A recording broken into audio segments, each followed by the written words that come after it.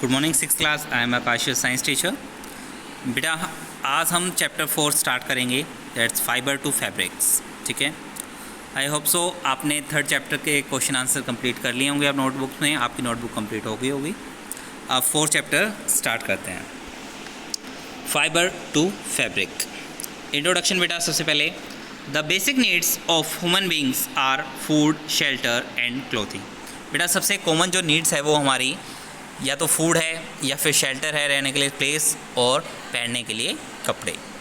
Earlier man's clothing consider to fur and skin of animals. बेटा जो पुराने time में पर्सन हुआ करते थे वो क्या करते थे, जो स्किन होती थी एनिमल्स की, ठीक है, फॉर जो होते, जो बाल होते थे, उनसे ही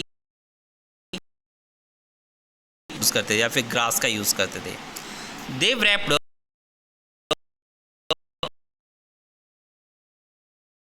हार्मफुल एलिमेंट्स और नेचर। वो उसको क्या करते थे बेटा, अपनी बॉडी पर टाई कर लेते थे या फिर रैप कर लेते थे, ठीक है, और अपने आप को जो हार्मफुल एलिमेंट्स हैं नेचर के, उनसे बचाते थे।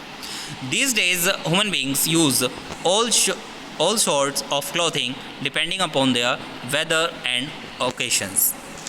बेटा आज के टाइम में जो अब चल रहा है सीज़न, उसके अकॉर्डिंग सभी पर्सन वेदर और ओकेज़न के अकॉर्डिंग अपने क्लोथ को डिसाइड करते हैं और वो सब पहनते हैं।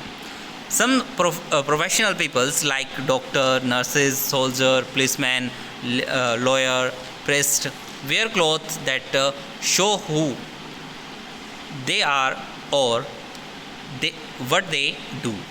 मीन्स दैट कुछ पर्सन ऐसे हैं जो प्रोफेशनल पीपल्स हैं, जैसे डॉक्टर हैं या नर्सेज हैं, वो आपको वाइट ड्रेस में मिल सकते हैं। सोल्जर की ड्रेस आप देख सकते हो। पुलिसमैन जो हैं वो अलग ड्रेस में होते हैं, लोअर ब्लैक ड्रेस में होंगे, ठीक है। तो इस टाइप से कुछ पर्सन यूनिफॉर्म पहनते हैं, ठीक है, जैसे स्कूल में यूनिफॉर्म होती है, उनकी भी यूनिफॉर्म होती है, और उनके अकॉर्डिंग ही हम उनको जज भी कर सकते हैं कि ये पर्सन क्या हैं और ये क्या वर्क करते हैं।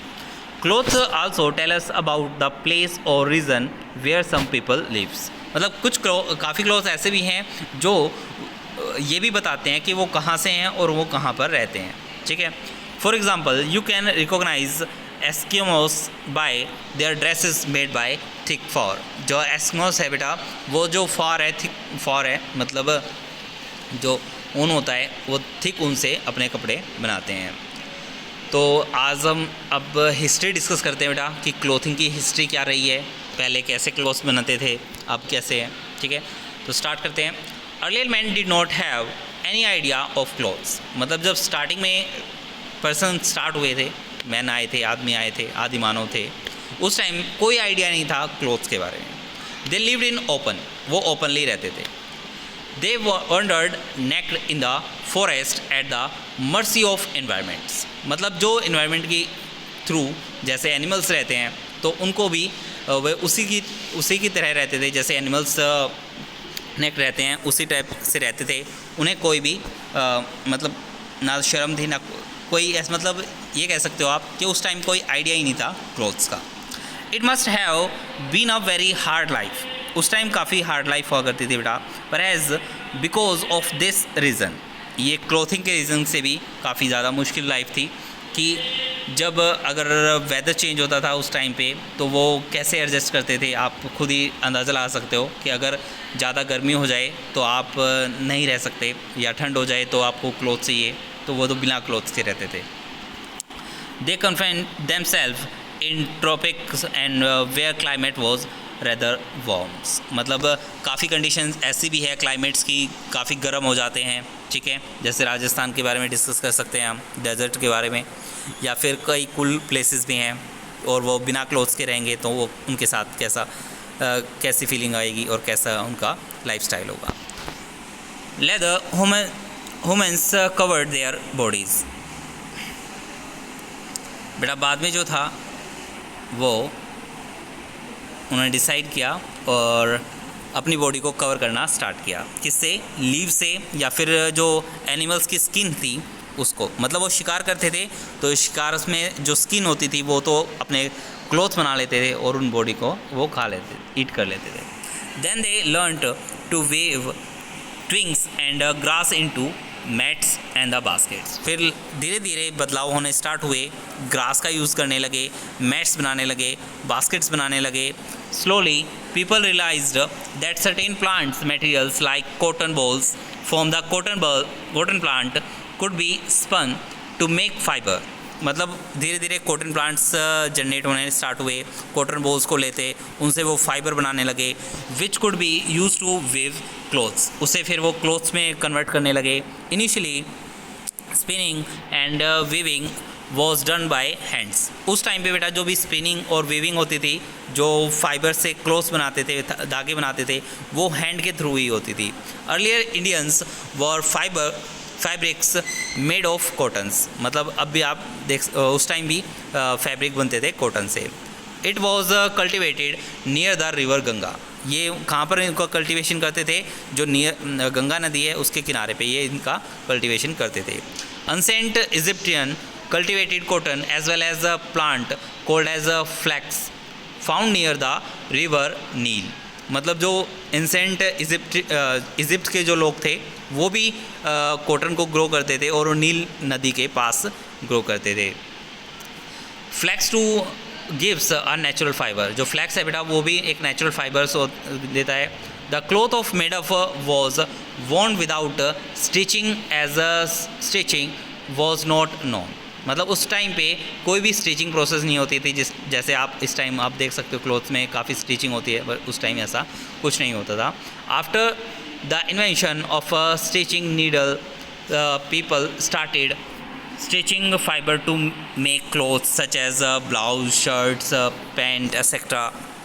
देखो फिर नीडल का आविष्कार हुआ बेटा, तो उसके थ्रू वो क्या करने लगे, फाइबर्स को स्टिच करने लगे, एक दूसरे से कनेक्ट करने लगे, और उसके बाद आप शर्ट, पैंट, टी शर्ट सभी चीज़ अब बनने लगी है। Later machines were invented to spin. मतलब अब बेटा सभी चीज़ के लिए मशीन आ गई है, चाहे वो स्पिन करने के लिए, वीव्स करने के लिए, या फिर स्टिचिंग क्लॉथ को स्टिच करने के लिए है, सभी चीज़ के लिए मशीन्स इन्वेंटेड हो चुकी है।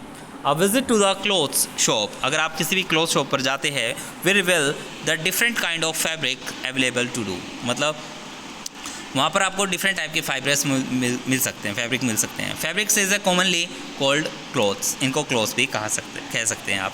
Different fabrics different from one another in texture, lustre, thickness, colour, raw material etcetera. बेटा जो डिफरेंट फैब्रिक्स है वो अलग दूसरे फैब्रिक से डिफरेंट होता है, चाहे वो टेक्सचर में हो, टच करने में हो, लस्टर शाइन करने में हो, थिकनेस में हो, मोटे या पतले में हो, कलर्स के अकॉर्डिंग या फिर रॉ मटेरियल के अकॉर्डिंग वो सबसे एक दूसरे से डिफरेंट होते हैं। We wear different types of clothes, the necessity of a clothes depend on season.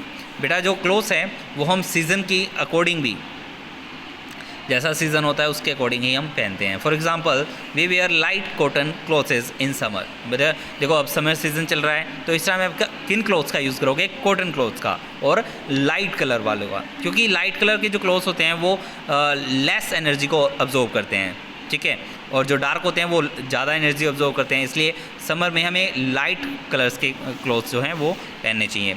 Woollen clothes in winter. जो वुलन क्लोथ्स होंगे वो आप विंटर में पहनोगे क्योंकि वो गर्म रखते हैं आपको, ठीक है। These clothes protects us from harsh weather. मतलब जो वेदर है उससे आपको बचाते हैं क्लोथ्स। They also help us to show our culture in our country. People wear different traditional dresses, these clothes also show which state और कंट्री बिलोंग्स। मीन्स बेटा कि जो आप जहाँ पर रहते हो, जो आप पहनते हो ड्रेसेस जो होती है वो एक टाइप से आपकी कंट्री को, ठीक है, या स्टेट को, सब चीज़ आइडेंटिफाई कर देती है, क्योंकि वो उससे मिलती जुलती होती है और हमें पता होता है, उससे आइडेंटिफाई भी कर सकते हैं कि ये इस स्टेट का या इस कंट्री के पर्सन है, ठीक है। तो बेटा यहाँ पर हमारा इंट्रोडक्शन और हिस्ट्री ऑफ क्लॉथिंग ख़त्म होता है। इस वीडियो को आप अच्छे से देखेंगे बेटा, ठीक है, और समझेंगे। नेक्स्ट वीडियो में मिलते हैं हम, ठीक है। आज के लिए बाय एंड थैंक यू।